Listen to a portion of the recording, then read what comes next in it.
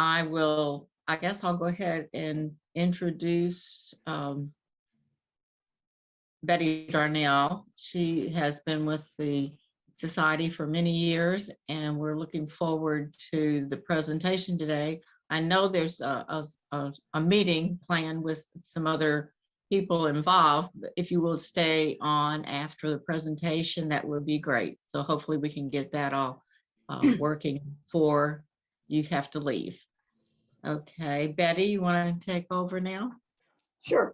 For the announcements, January 22nd, Nancy Roberson will be talking about the family search memories. That will be Zoom, and you'll need to register from the website. On February 8th, Steve Weiser will be talking about architecture of Samuel Plato, and again, that will be Zoom, so you can get the link from the website. I want to introduce Jerry Thornton. He's a good friend of ours, and he's going to talk some about himself when he comes on. But I want to mention that he especially enjoys presenting to school groups, and he says they ask some really good questions. So we can't let the kids beat us. We have to ask some really good questions. So put your questions in the chat box and start it with a capital Q so that we can pick up on that. So with that, Jerry.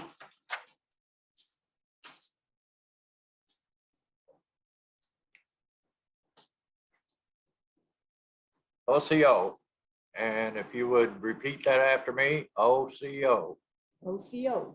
That means each of you we have shared a greeting that is the only known greeting in Cherokee, the proper way to greet someone.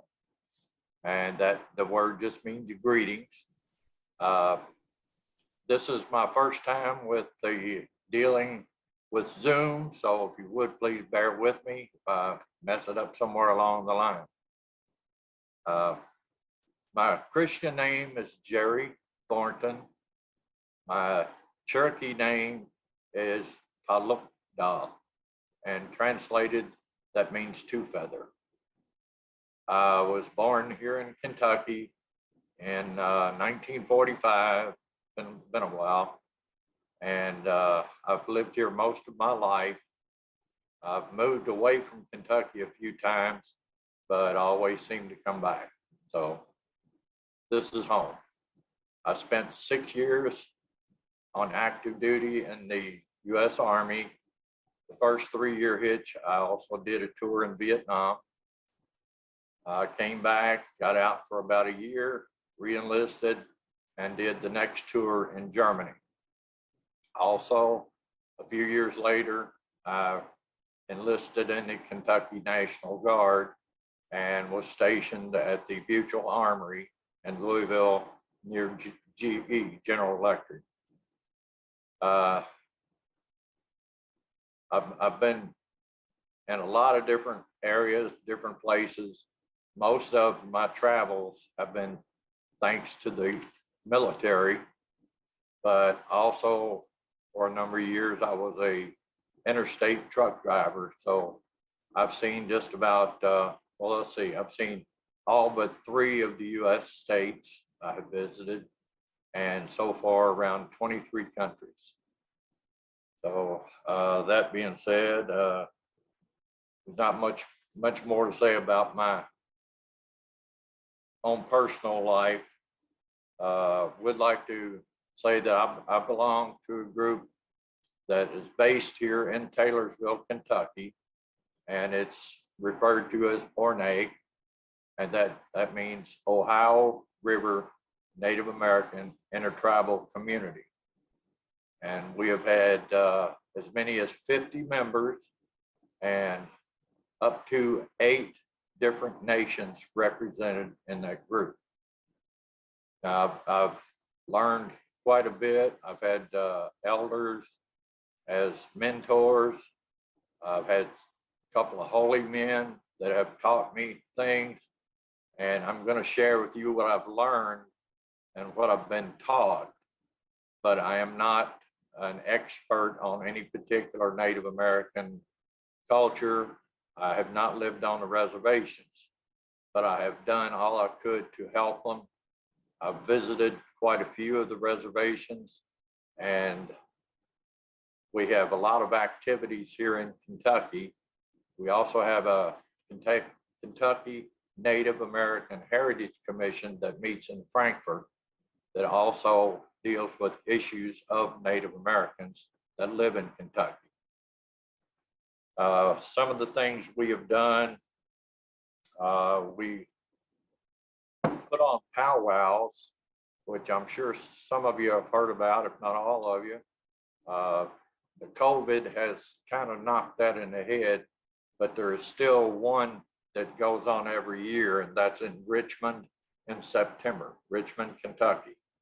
It is advertised on the internet, so if any of you want to see the upcoming dates or what's planned, all you have to do is do a search for Richmond Powwow, and you can contact them. It's a great thing. There's a lot of different Native American culture activities that go on. There's a lot of dances that the public is invited to take part in. We even have a candy dance for the kids, and whereas they get out there in the circle, and when the drums start beating, the kids start dancing. And when the drums stop, then the kids are free to pick up all the candy on the ground that they can pick up until the drums start again. Then the kids have to start dancing again. This has always been a good favorite. We also have veterans dances where the veterans are honored. We have ladies dances, different types. There are vendors from all over the United States. We had a powwow here in Taylorsville for some years, and we were attracting vendors from as far away as Montana. So there were, there's a lot of different crafts, and it's attempted to keep it as strictly Native American crafts and arts. But there's a lot of things to see, a lot of things to learn at a powwow. So if you get the chance, I would recommend that you go to them. Also, we have different gatherings that the public is invited to. In 2009, I took part in a 715-mile canoe trip down the Ohio. We started in Canova, West Virginia, and we stayed in the river all the way to Wickliffe, Kentucky. And we stopped each night, and every 2 or 3 days, we would have someone to come and resupply us, because in a canoe, you can't carry that much of this in the way of supplies. So it took us, I think, 2.5 months, and it was a very hard trip. We met a lot of people. And the reason for the trip was to make people aware of the activities of Native Americans in Kentucky. And there's been so many people that have told me that Native Americans never lived in Kentucky. They hunted here, they fought battles here, they traveled through, but they never lived here. And the only way I can come back to that is, well, how come there's at least 28 cities and towns in Kentucky that are built on the ruins of Native American villages? And that's proven fact. Taylorsville is one of them. So let me see. We have different groups in Kentucky. There's some in Western Kentucky, and like I said, in Eastern Kentucky, Richmond. Now, ORNAIC has been meeting here in Taylorsville for better than 20 years. We had, like I said, one time up to 50 members, and it's been very hard to get the younger groups involved. So we've kind of dwindled down, and a lot of the members are my age now. I'm 76, and we don't get around as much as we used to. We're not able to do a lot of the things we used to. But you know, there's one thing that I wanted to tell any young people that are out there. When I was young, I quit school at the age of 16. I was going to be, you know, make it good very early in my life. Well, without an education, that's not going to happen. So at the age of 19, after 3 years of trying, that's when I entered the Army. And I used the Army as they used me as a soldier. I took advantage of the benefits, and I took as many correspondence courses as I possibly could. I got my GED, and I got some college. So do not ever quit school, and never stop learning. Even as you age, you can learn different things in different places from different people, or just looking around, you can learn. Okay, talk a little bit about the ancestry. My situation is I have traced my ancestry on my mom and my dad's side, on the, say, the white man's side, all the way back to England in the 1700s. But when I tried researching my Native American side, it's next to impossible, because the Native Americans did not keep written records. It was passed down through the storytellers, and the kids loved that. I'm 76, and I still love to sit with a storyteller and listen to them. They pass down all the things about the ancestors, how they lived, who they were. Just, you never get tired of it. So to the young people, I would say, just remember, never stop learning. And well, I hate to blank out like that, but I have my research on the Native American side.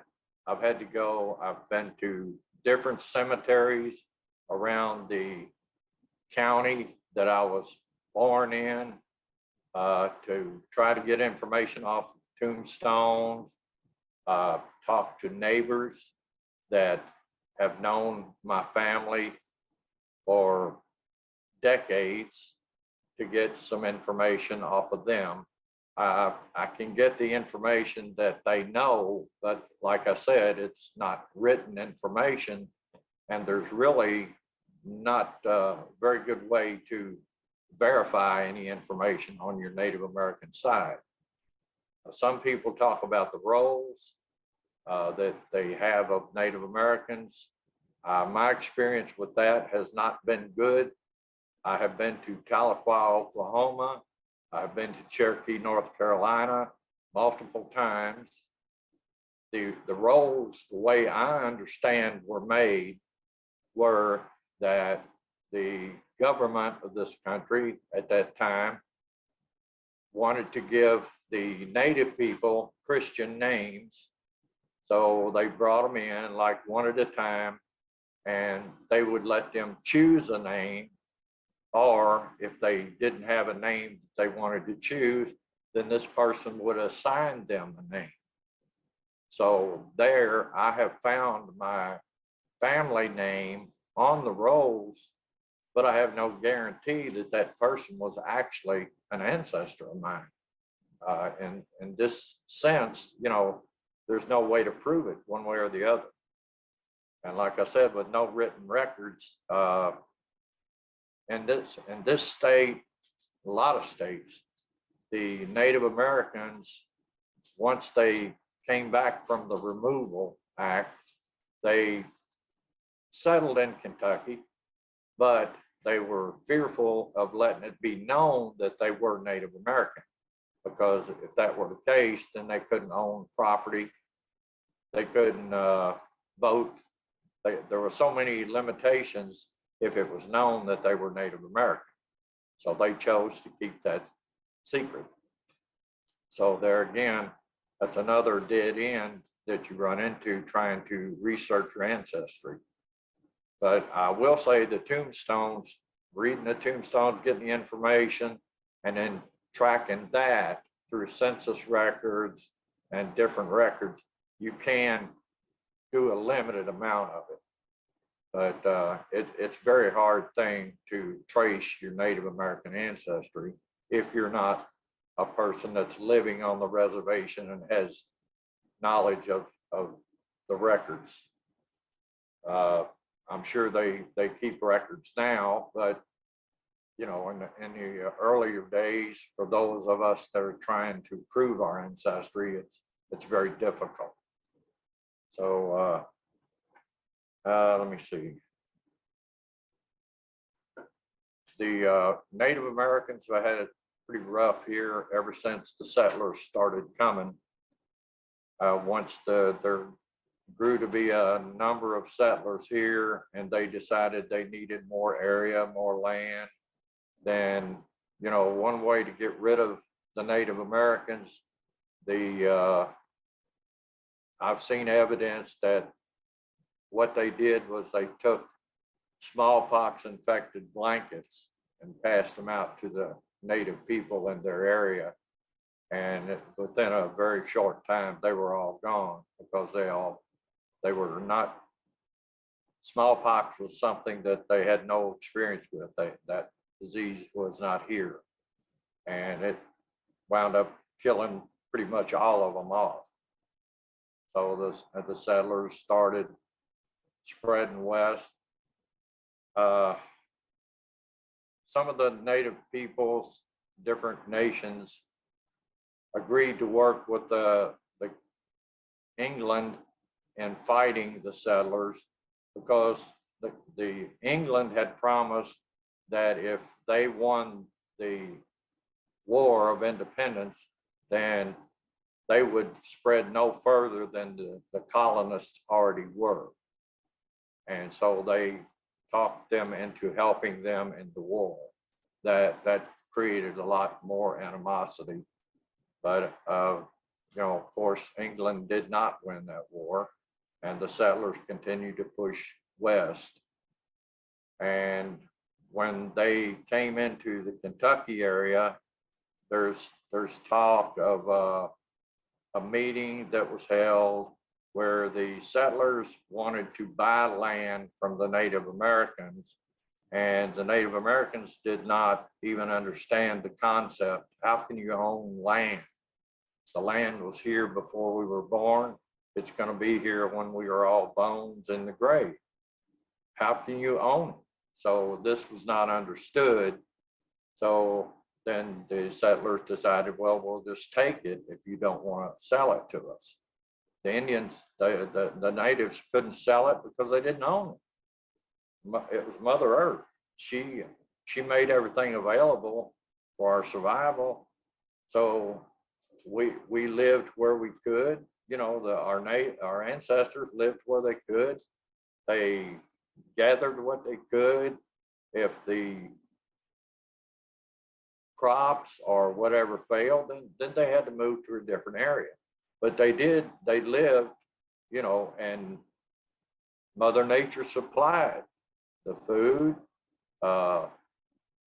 Many of them used animals, skins for different things. The thing was, the Native people only killed what it took to survive. They did not go out here and hunt for sport, to just have a trophy. They used every part of the animals they killed for different needs. And in this way, they ensured that the animals would still be here. You don't kill them off till there aren't any more. Then what do you do for your food? So this is another thing. The dark and bloody ground that came up at the conversation, and for my information, it was a Native American called Dragging Canoe who spoke with these people. And this is where the misunderstanding of the dark and bloody ground came from, referring to Kentucky. The people understood him to say that this was an area that was warlike. It was a dark and bloody ground. But what was misinterpreted is that was what he was explaining would happen if they tried to just move in and take this ground. The native people would have no choice but to fight for their homeland where they lived, not because they owned it, because this was their home. And there again, that's another way of showing that there were settlements in Kentucky of Native Americans. There were Cherokee here, there were Shawnee here, there were Chippewa, Seminole, even Iroquois came down this far. But there were a lot of settlements in Kentucky that, like I said, are now cities that were built on the remains of those villages. So if you have any questions on any of these things that I'm trying to cover here, let Betty know. If I can't answer the questions that are put to me, I will get the answers for you, and I will get them back to Betty so she can get them to those.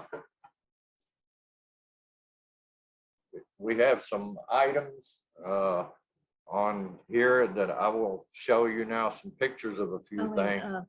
This one? First, click down here. And then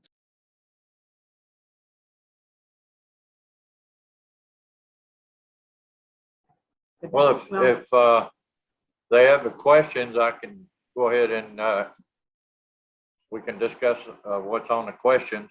And I apologize. Like I said, I'm new to this, so.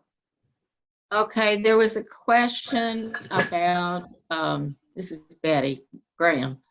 There was a question about, have you found much about your family through the stories and songs? No, like I said, I've been to Tahlequah, Oklahoma. I've talked to them there. I've also been to Cherokee, North Carolina. They don't offer any help because they don't want anyone new to be on the rolls. I guess it's a question of money to the tribe, to the nation, because they explained it to me as if someone new gets added to the rolls, then they get a share of the tribal money.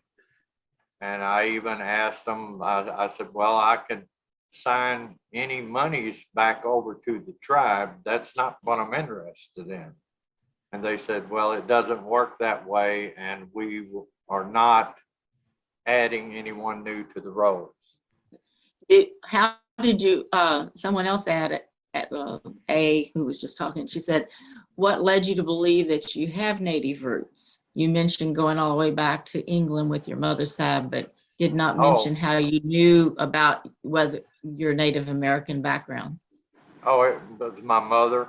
Well, she told us when we were younger about our background on the Native American side, that the family had, the Native American side of the family had come from the North Carolina area and around 1885 to 1890. We came up here by wagons, or they did, and settled in central Kentucky. And from that point, I started doing research when I got old enough to realize my background. Howard asked, were the Indians who lived in Kentucky Cherokee? Well, there were Cherokee, there were Shawnee, Chippewa, there were different, there still are quite a few. There's, we had meetings and started in the future, all of us would, when the census came around, we would all put our Native American, we would check the box that said Native American, so there could be an accurate number. we know there's at least 30,000 Native American people in Kentucky, living in Kentucky. Okay.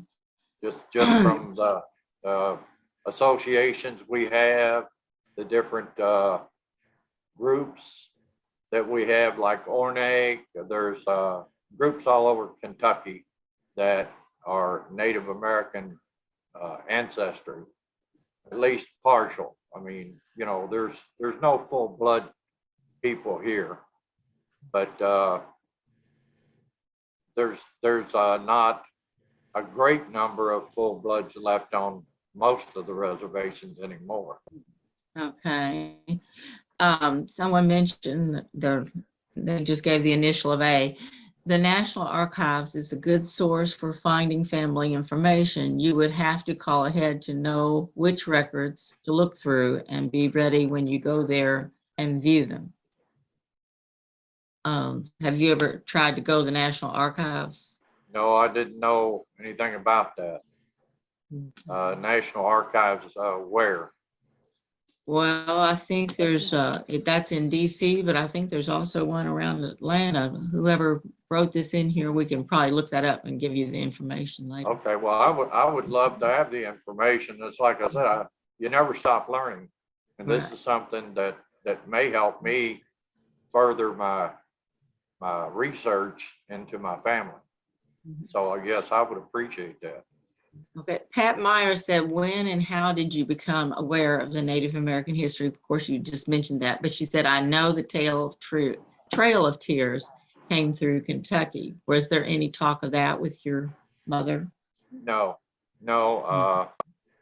Trail of Tears was something I'm pretty not too happy with, because this involved a time in our country that the president overruled the Supreme Court. The Cherokee actually put in a lawsuit to keep them from being removed, and they fought this all the way to the Supreme Court, and the Supreme Court ruled with the Cherokee.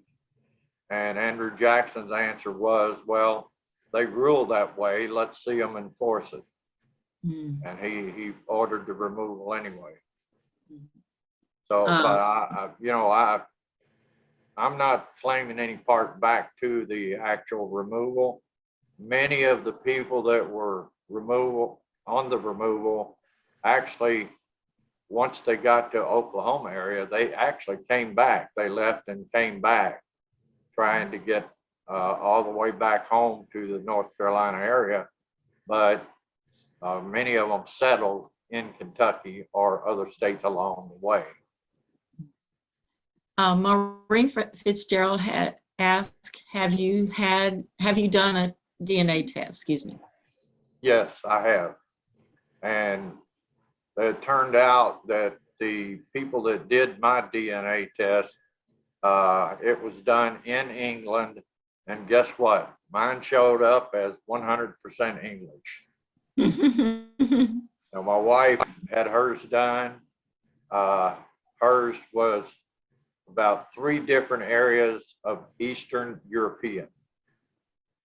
So, you know, I don't know where they get this from. I don't know how it's done, but all I have is what I can go by is the information I have. I do have an affidavit from one person, and I have other people that I've talked to that knew of our family history. So I can't see where that could be correct, 100% English, you know. Yeah. Well, Pat Meyer said that she checked on Family Church Wiki, and it says that in Kentucky, there are Cherokee, Chickasaw, Delaware. I'm not sure how to pronounce that, Mesopotamia, Shawnee, Wyandotte, and Yuki. Right. Did I pronounce that right? There's different nations here. Okay. I believe, oh, there's some more. The NARA, which is the National Archives, has local offices in each state. I did not know that. So Okay. we will find out some information to give to you. Pat also mentioned that sources on Hodge's Handbook of American Indians, as well as Swanton's, the Indian Tribes of North America. So those are probably two good sources. There was a request for you to repeat your DNA test results. Well, the test results showed that my ancestry is, my DNA shows 100% English. Did you only get one? Yeah, we're Sometimes you gonna get can have, another one. yeah, because if you get into different testing areas, sometimes they have more Native American in them and to match you with them, so. Right, that's what I figured, because when I checked on the people that did the DNA test, it's based in England. So, you know, I figured, well, that's probably why that came back that way. And we are going to have a different company to do our DNA test again. Okay. Lynn Grossman asked, which member of your mother's family was Native American? It was my mother's father. He was I don't know what percentage, but it would be close to half. So it was my mother's grandmother who was the one that actually came from that area in the 1890s, 1885. Okay. So it would be my great grandmother. And I don't know if she was full blood or part, or see, with no records available, there's no way to tell. I've found out a lot though. I found out I had my grandfather had a brother that we didn't even know about. And on the wagon train coming up here, my great grandmother had actually married someone from that area, and it turns out that person was at least part Native American, also part Cherokee. So on the way up, the father died, and my great grandmother was left with two sons. So she allowed one to live with her sister and her husband. Now the name changed by them adopting him, so there was no knowledge of him even existing. I still haven't been able to find out what the name was, because it was her sister, and she had married a person, and there's no record of any name. We don't know who she married, what the name was of the person she married. Okay. So kind of got lost in the shuffle. Right. Amy Wasotsky has a question, or she said she is helping a friend with her tree, and the story shared was that her mother was 1/4 Cherokee, grandfather 1/2 Cherokee. I have been able to trace the family back to the father line in Texas, but there is no reference to Cherokee in the documents on Ancestry. What other resources should she check? Well, like I said, the only luck I've had is going through cemeteries. I know that's a lot, but it does pay off. Going through cemeteries, or maybe some family member that has something on their tombstone that might reflect something like that. I've found small bits of information on certain tombstones of different family members. I haven't had any luck any other way. I've tried with the rolls, and like I said, I do have a member, my family name on the rolls, but there's no guarantee that that person was actually an ancestor. It could have been someone who just took that name. So there's no proof. I mean, it's there, but it's not proof. It's really hard if if you're trying to research your Native American ancestry. It really is hard. Betty D, do you want to try to just show didn't you say you had pictures, or were they all on the computer? Yeah, they're all on the computer. What I'm thinking, I may just send those to be published in the newsletter. Okay. All right. But there are some things on the pictures. There's some books I would like to recommend and some websites before we close this out. Okay.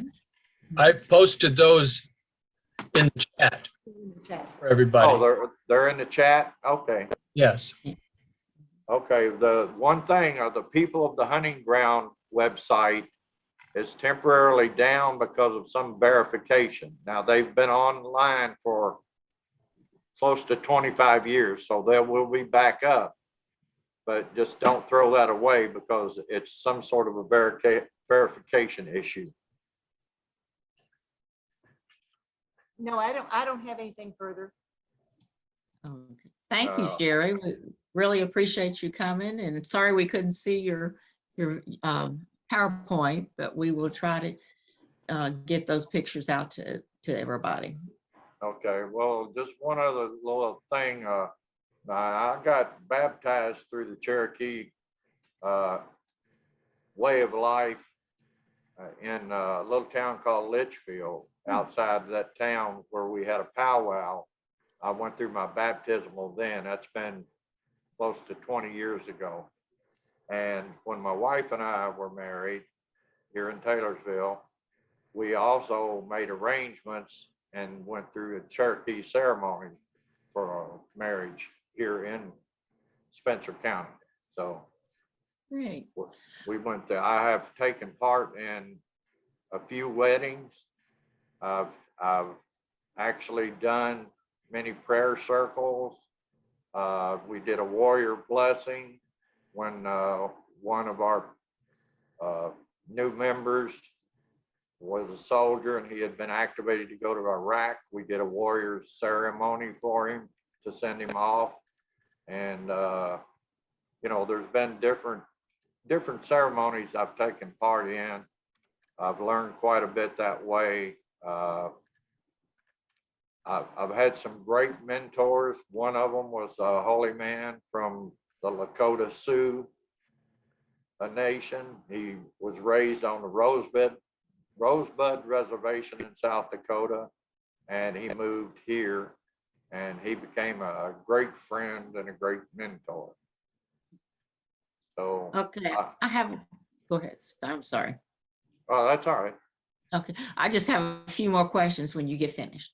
Okay, go ahead. That's Okay, fine. Carol Whitledge made a comment that there's a great article in the winter edition of the Filson Journal. It's about Native Americans and colonialism in the Ohio Valley, 1750 to 1800. For anybody who wants to look at that article. My computer is acting up. I can't get down to that other. Okay, there. And Pat Meyer said she's really enjoyed your talk and sharing so much of the information of the ancestry. Howard said, thank you for your Indian information. Deborah Campasano said there's a new book available by Roberta Estes, expert genealogist and genetic genealogist. And there's a link on the chat. We can probably get that put on the website so that people can access that if they want to. It'll be on with your program for a while. All right. Well, there is one thing I would like to caution everybody on.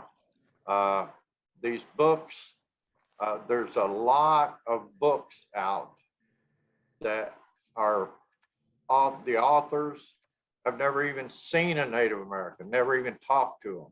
So just be careful what you get. Make sure it's authentic. The author, like the James Mooney. James Mooney actually lived with the Native Americans. He lived with the Cherokee over 3 years, studying and recording their ways, their customs. And there, like I said, there's a lot of people like these old time cowboy books that they used to sell. These guys from the East would write books just to sell them and never saw a cowboy. So it's the same way with what you get about Native Americans. Just double check and make sure that the person that wrote that book knows something about Native people.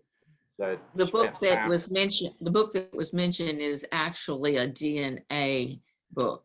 So Oh, it's, okay. it's explaining the DNA on the Native American with Okay. Native Well, I American was just, technology. Mhm. yeah, I was just saying in general, there's a lot of books out there by people that really are just writing these books to make a little money. They don't know anything about what they're actually writing about. So just make sure of what you get, is all. I posted on the website on the one Deborah shared on the chat. Thank you. Well, I'd like to thank all of you, and I appreciate asking me here. And if you ever need someone to come back and discuss things a little further, I can get some others to join me and maybe share a little more knowledge. Because I can only share what I've learned and what I've been taught. Thank you for your time, and we will look forward to seeing the pictures as well. Thank you very much.